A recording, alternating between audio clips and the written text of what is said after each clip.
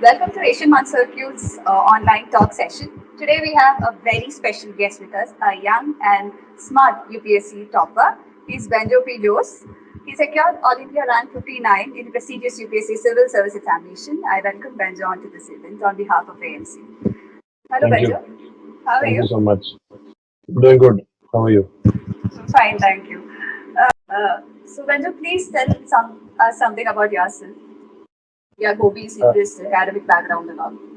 yeah. So I was born and brought up in Adur, in Patramtha district of Kerala. Basically, I did my schooling from Adur. After that, I did my graduation in Maths Honors from St. Stephen's College, Delhi University.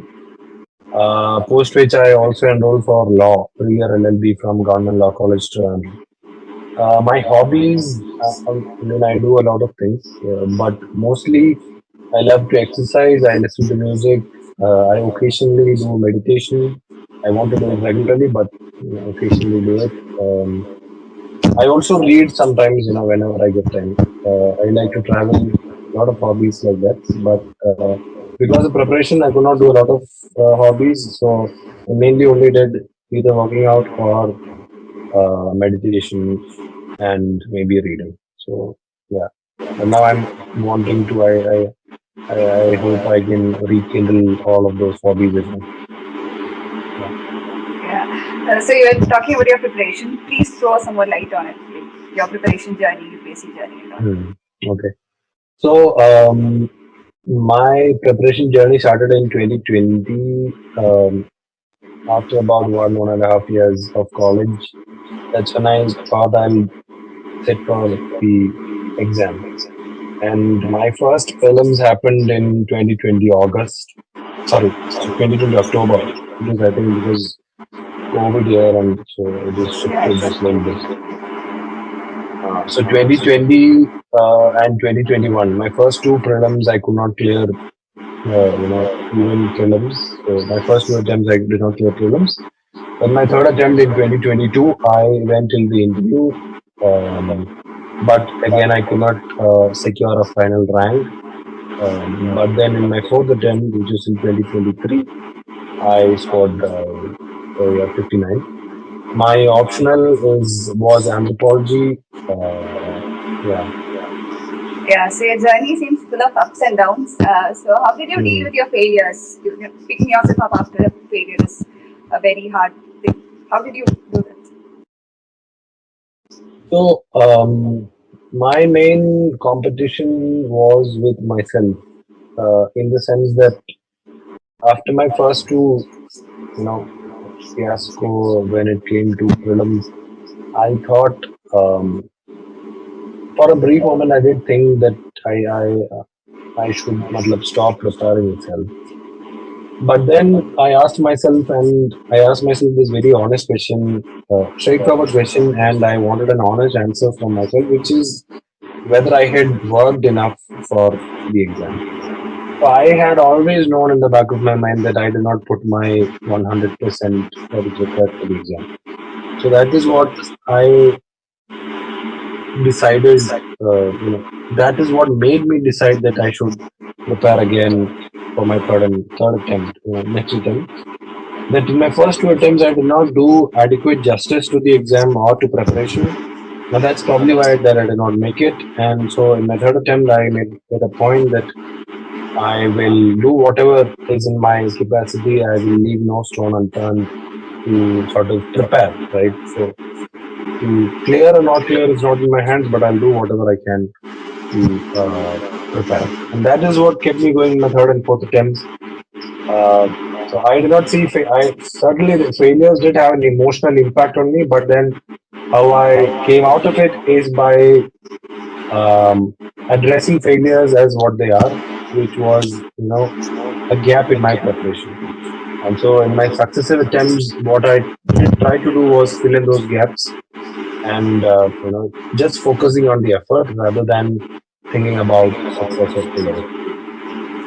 Okay, so like UPC preparation is very special, and there might be some instances or experiences that will be so close to your heart. Can you share any one such experience? Um, A lot of experiences, close to my heart. I think one very good experience that I can recall is, I think it's after my first attempt somewhere where I think I've told this somewhere else also. But then I almost, even after my first attempt when I did not study enough, I was almost I was almost on the verge of giving up because I, for some reason, thought that I did not have it in me to like sit and study, right? So I was sort of a good student in my school, and but in my college I was not that was a proper slacker, and so coming into UPSC prep, it was very difficult for me to sit down and study, and so I was always thinking if I was capable to do it, or maybe that if I did not have what it takes. And so that is when one of this one very good friend of mine told that he made it seem very simple. So when I looked at it, it was history, geography, economy, polity, and anthropology, and optional, and ethics, and interview, and prelims. Prelims and mains are different, and then in mains you have all sorts of different subjects and everything. But then he made it very simple. To pass prelims, you just need to study like 10 or 20 books, and that matlab dawned on me, and that sort of pushed me to restart prep again. That is something that I recalled from my preparation. Another thing that I can recall is again the presence of my mother. So whenever I used to feel down, particularly when you face consecutive failures in prelims, of course you have not studied as much, but then you'd still want to somehow clear prelims. And then when you actually do not clear it, there should be somebody who would absorb that sort of shock.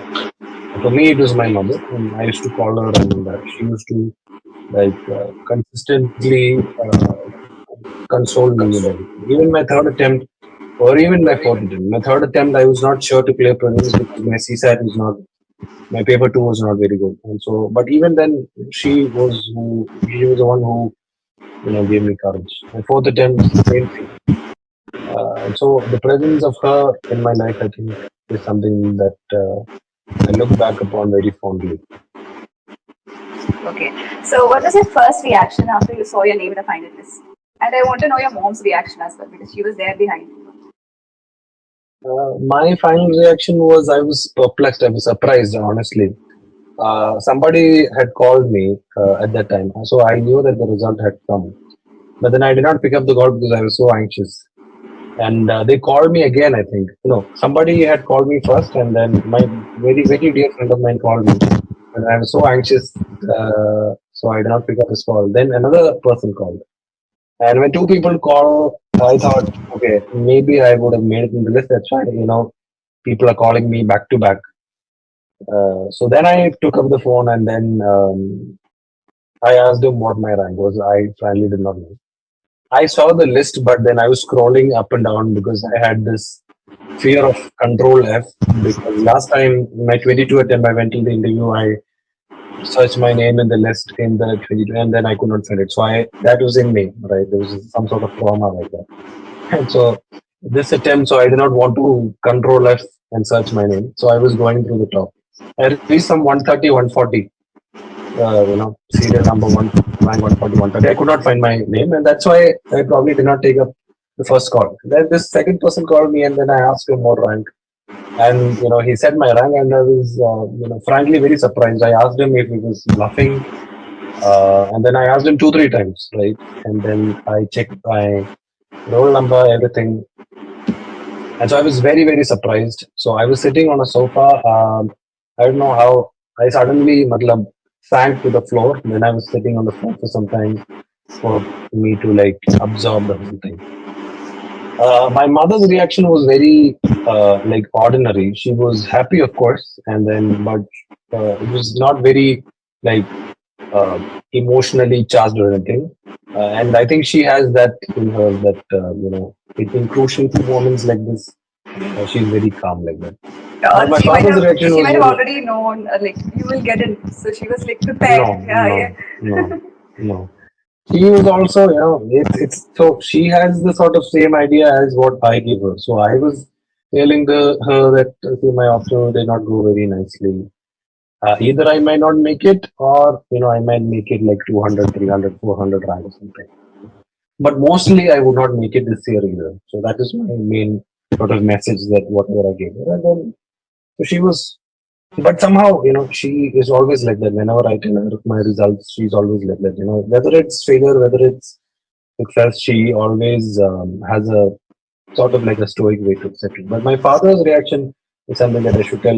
My father was really emotional, so his voice broke, and it is safe to say that he cried that time. So it was very, very, very good feeling. That day, really nice, very good feeling. So Looking back. nice to hear your story. Okay, so another problem that UPSC aspirants face is called procrastination. How did you deal with it? Like almost all aspirants face procrastination. I think, see, procrastination is not just something that's limited to UPSC world. It's there in everybody. It's something that's very human. Uh, and see, I think there are two. I'll differentiate procrastination in the sense that there is one sort of procrastination which is very harmless, right? It's not like you will have some sort of problem in your functionality or in your daily life. It's not affecting your work or studies per se. So that is sort of like the ordinary procrastination. You require a little bit of motivation, a little bit of inspiration from somewhere, and then you will be good to go. But then there's this another sort of procrastination altogether, which might have some sort of emotional reason why you're procrastinating. So you're procrastinating, or you're not studying because you think that either you think that you're not capable to do it, or it might not be very obvious, right? You don't even know why you're not studying, but then suddenly you're sitting in front of your book, and then suddenly you find yourself scrolling down Instagram, or seeing some random YouTube video, and then you want to come back, but then you don't feel like it. So the way I see it, and I did search, did try to find out more about this, and then that is when I understood that for chronic procrastinators, especially people who have had higher attempts, like 2 attempts, 3 attempts, 4 attempts, they procrastinate mainly because of an emotional baggage, maybe a baggage of failure, or maybe a baggage of some other reason, right? So maybe they would be, very studious and bright in their school and college, and then suddenly UPSC happens, and they find themselves in the middle of the water, in the middle of the ocean, without a ship, without any rudder. And so that might be one. That is one of the most important reasons why procrastination doesn't go away from people. So what I try to do is I try to sort of understand: is there an emotional baggage within me that I'm carrying that is subconsciously leading to this procrastination? All the other sort of innocuous, harmless procrastination I can definitely deal with, but this sort of um, persistent procrastination can only be dealt when you deal with yourself. So procrastination should not just be seen as something that you do with studies, but it has a deeper question about who you are and how you are feeling. So what I did was, see, I first of all accepted my fate. I accepted that success and failure are both part of life. My only duty is to do my duty, right? My only duty is on the effort. I should focus on the effort rather than success and failure. So that is the whole overall philosophy to which I came uh, over the years of my preparation when I was dealing with procrastination as well. And see, the other thing is, obviously, at that time, I took therapy. I saw a psychologist, and then so it did not last a lot of sessions. I think I hardly took about 3 or 4 sessions, but then it opened up a lot of questions about myself and what I am, what are my aspirations, what are my goals, what is my worldview, how do I work, my working style, a lot of those things. And so all of those questions were opened and new perspectives were developed. That made me accept what I am, and then made me understand that failure and success is part of life. The only thing that I should focus upon is the effort. So, for a lot of people, for people who are listening to this, if you're dealing with the first sort of procrastination, then any normal thing that you see in YouTube and very small Pomodoro technique, anybody can Google what is Pomodoro technique or 1 minute rule. Pomodoro technique is basically you try to schedule your studies. Like so, if you mainly procrastinate because you don't want to sit for 1 hour, then the Pomodoro technique is like you sit for 10 minutes or 25 minutes, take a 5 minutes break, then you sit for 25 minutes again. So that's the Pomodoro technique. The other is a 1 minute or 2 minute rule. The 1 minute rule is if you have another reason why people procrastinate is because you have overwhelming things at your disposal. Like you have five different things to do. So you might, when you're sitting to study or before studies, you have to wash your clothes, you have to eat your food, you have to go to the reading room, you have to call a friend, and then you have to study. So you have five things. The 1 minute or 2 minute rule is basically this. If you can do any of these five things within 2 minutes, you do that, right? If you can finish it within 2 minutes, well and good. Otherwise, don't do it, right? And then do the most important out of these five, prioritize. So obviously the priority here goes to studies, right? If you can call a friend within 2 minutes, do it. If you can wash your clothes within 2 minutes, do it. But obviously you cannot wash your clothes within 2 minutes. So you don't, you push it back. So you prioritize based on that. And the third is, you know, 1 second decision. A 1 second decision is basically you're sitting there and you don't want to study or you're procrastinating. If you sit there thinking to study, like, okay, it's 9:15 now, I'll wait till 9:30 to study. Or it's 9:12 now, I'll wait for 2 more minutes, 9:15 and start studying. That usually does not happen. There is a huge, a very big boulder, a mental block before you. So what you need to do is you need to do a 1 second decision and then within 1 second take your book and start studying. So these are sort of some tips for the gentle slackers for dealing with procrastination. But if you're somebody who has higher attempts, then address it properly. Like there might be an emotional baggage that you're carrying based on your failures or whatever. There might be some people it might be a family issue. For some people it might be a relationship issue. Fortunately for me, it is not any of that. It was myself, right? So I had to uh, talk with myself and understand my personality in a much better way to overcome this sort of procrastination. So, the people listening to this, I think if you differentiate it like this, you might be able to get out of this habit. That's a very valuable insight, and I'm sure a lot of aspirants will gain something from this. Okay, so next question is brainstorming answers is a strategy, a novel strategy that you brought into the UPSC field. So, can you please elaborate on that strategy? Okay. So, in actuality, brainstorming is not a novel strategy. It's something. I think the procedure that I usually follow might be different from other people, but the philosophy as such is very. I think it's inseparable from preparation because everybody who cracks the exam would use it some way or the other. It's just that I use it in a different way, and the procedure that I follow is a little bit different. So basically, brainstorming is like the word suggests. You take a question and then you try to brainstorm the answer for that question. Any question, let's say, what is the importance of infrastructure for India, or what is the importance of infrastructure for Indian economy or Indian development? So, one way to do it is write the entire answer, do a proper introduction, body, and a conclusion. What I would do is, if I find that question, I would not write the entire question. I would just make a rough outline of what I will write. I will brainstorm the points that I need to write for that question in a small piece of paper. I might, and so it is time and space bound. It is space bound because I am writing it, scribbling it down. It is time bound because I usually keep a, time limit for that. Initially, it might take a lot more time, but then I could, towards my final days, I could bring the time to like 3.5 minutes per question, but initially I remember it used to take like 30 minutes, 45 minutes per question. So this is essentially what brainstorming is. You basically do not write the answer. You take a question and then you brainstorm the points that you need to write.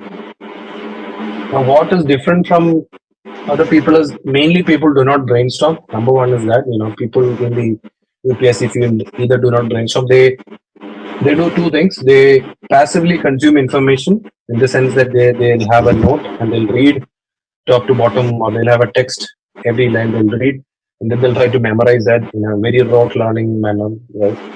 So passive reading of information, and then in the exam hall, active regurgitation of whatever you have recalled, right? Whatever you have memorized. So you're trying to recall all the points from the notes that you have studied. So this is what usually happens.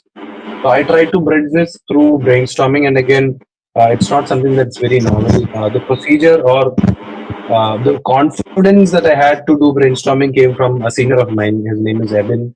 He was ex UPSC aspirant. He did brainstorming in his mains, but he could not clear, unfortunately. But then he gave me this confidence to do brainstorming. But there were other people before who used some of the principles of it, such as I think 2013 Gaurav Agarwal or the rank one. I think he brought the ideas about templates and testing approach, everything. And then Pratyush Pandey, another person, another top player. I use his name often. He was, I think, 2021 or 2020 batch. He again brought in the importance of multi-dimensionality and templates and everything. So these are some things that I brought to brainstorming. But the confidence I got from this person, my senior, his name is Abhi. So what I did differently at that time was I tried to mix whenever I was studying. So let's say tomorrow I have a test for internal security. So what usually the conventional way of doing it is I'll take all my notes for internal security, read it once, and I'll try to revise it. Try to memorize the data, memorize the keywords, everything, and then go to the next day and write the answer. Here when I was brainstorming, that this is not the thing that I do. I'll first take all the PYQs, then I'll take my content, whatever content I have. And mind you, I have very limited content. I don't have extensive notes. So I'll take PYQs and I'll take content. And then what I will do is first I'll read the content, but it is not like the passive reading for 2 hours. If I have 4 hours to prepare, I'll maybe read the content in 30 minutes or 1 hour. Right. And the next 2 hours, what I'll do is I will take all the PYQs and try to brainstorm each of the PYQs based on this content. So each of the PYQs I'll brainstorm and I'll scribble it down. And so this I'll do for maybe 1.5, 2 hours. And then the last hour of the 4 hours, the last hour, what I'll do is I'll take my scribbled, brainstormed answers and I'll compare that with my notes, right? Whatever sources I have, to see if I am missing something or if some data which is there in the notes, if I can add to my answer. Or this also gave another sort of good thing, which was many of the points when I'm brainstorming, some unique points, some novel points will come when I'm brainstorming, which are not there in the notes itself. So this also happened, and then I'd compare these two things. So that is what I did in this 4 hour time period. And so this is different from the usual way in the sense that people usually just study, right? Just try to passively learn everything and then actively give back in the exam hall. But then what I did is I practiced the questions before the actual exam, right? And so the good thing about this is this gives a lot of importance to active learning. It's not passive learning that you're just taking in information. There is research suggesting that you'll recall better if you actively learn, right? You engage as much neurons as possible, and if you test yourself. That's basically why all of these tests and mock tests and everything happens, because the things that you test yourself on, there is better chance that you'll recall that. So I used to do the testing before the exam itself. So in that way, point generation for me was easier. But another thing was it cut short my time, right? So the time required to study this much was brought down in a lot of ways, because otherwise, you need to first take all the notes and then mug up all the notes, then go. But here, I could read the notes in maybe like 30 or 45 minutes, whatever content I have. If I don't have notes, then I'll I'll not even read the notes. Whatever material I could find, I'll just read some of that. And then I'll directly go to brainstorming. When I do brainstorming, points will stick to me better. So I studied for GS for paper 1, 2, 3. I used to give a lot of time for ethics and my optional, but for my GS 1, 2, 3, I could safely say that I give maybe maximum 15 to 20 days for 1, 2, 3, and using this much limited time, I could score fairly well in my GS 1, 2, 3. So I think that I would owe all of that to brainstorm. Something else that I just mentioned here was templates, using a lot of templates and frameworks when I'm brainstorming.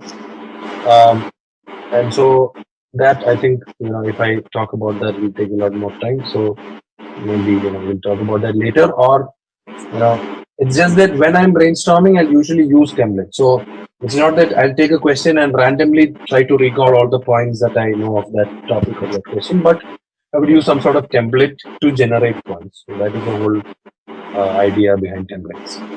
And this is Yes, how I used to Benjo brainstorm. has Benjo has mentioned these techniques in one of his other videos, so viewers Yeah, can yeah. go search for these techniques. It's a very smart technique. Okay, so now we are into the service. So, is there any particular area that you are passionate about working in, or any particular area you want to bring up positive change? Any immediate Um, goals? Immediate goals, I don't have any immediate goals. I think I'm waiting for training to happen, and then I think it's a whole journey, it's a whole process. There are a lot of learning objectives that are there in the foundation course, and then in the service specific training. So I'm hoping to learn a lot from there, and then possibly my goals and my aspirations would be shaped from whatever I learn. But then, as a Kerala, as a Malayali, and as a person who had been unemployed for so many years, if given an opportunity, then I would want to do something about the employment scenario in this country. If gainful employment could be generated, if more entrepreneurial opportunities could be generated, or if existing jobs could be made more remunerative, whatever in those ways. That is something, when I look back, would want to work upon, but then no immediate goals as such. Whatever the government wants me to do, I'll have to do it. Okay, Benjo, one last question. What is your final piece of advice for UPSC aspirants? Final piece of advice is that focus on the effort. I know, obviously, see, whenever you are behind a particular goal, it's either a win or a lose, winning or losing, right? So you either win or it's a loss. But then if you try to make that your whole life purpose, preparing for UPSC, that, cracking UPSC is your life's purpose. If you win, you win in life. If you lose, you lose in life. If you make it like that, even if you win, even if you get into UPSC, you'll never be satisfied, because once you crack UPSC, you get into the service, or you just crack UPSC, you would realize that a lot of people who are cracking, you have not suddenly become God, that you will be happy, or that you might think that I'll be happy once I crack UPSC. This was me back when I was preparing. Definitely, there is a sense of relief, but uh, have I become a sage? Have I become an ascetic because of that? Have I become enlightened? Have I attained nirvana because of that? Absolutely not. Have I obtained world peace, or very simply peace within myself because of that? Nothing. So UPSC, just like um any other objective in your life, any other goal in your life, must be just a goal, right? And then you would be able to reduce or simplify your preparation to the effort. So the most important problem that I felt while preparing was giving too much emphasis on the result. I have to win or I have to lose. If I win, I win in life. If I lose, I lose in life. That is not what I think people should do. What I think people should do is focus on the effort, do whatever they can, right, and be very diligent in that. Absolutely do your duty. If you want to study for 15 hours, you do it. Do whatever is absolutely required to win, definitely. But do it as a sense of duty. It's Kantian deontological ethics, or even I think it's given even in the Bhagavad Gita. So it's this sort of nishkama karma that I think people should do when doing UPSC, rather than focusing a lot on the result. Focus on the effort. Uh, if you do it honestly, there is very high chance that you'd clear, right? And by chance, if you could not clear, that is also fine. Life has a lot of other things in offer as well. Okay, thank you, Benjo. I guess the most important takeaway that I got from this session is about the therapy session. You prioritize mental health, beyond an exam. So In some ways, yes. Some ways, but see, it was a lesson that I learned. That for a very long time, I used to ignore this whole what is mental health sort of. I was that sort of person, and even today, to a large extent, that is my sort of approach to it. But then I understood uh, the need to sit down and reconcile with your emotion, reconcile with yourself. Because frankly, I think that self mastery is the ultimate mastery any person can gain. You see, all the gurus and all the people, the Himalayan ascetics and the sannyasis, they don't try to find, obtain world peace or achieve world peace. They try to master themselves. And in some ways, if you don't master yourself when you're preparing, it might create a lot of emotional turmoils for you. And so, in that way, I was necessitated to focus on this aspect. But yeah, I think I have a long way to go forward. but that's a very important takeaway from the session. Thank you so much. On behalf of AMCI, thank you for attending this session. I'll close Thank this you. topic.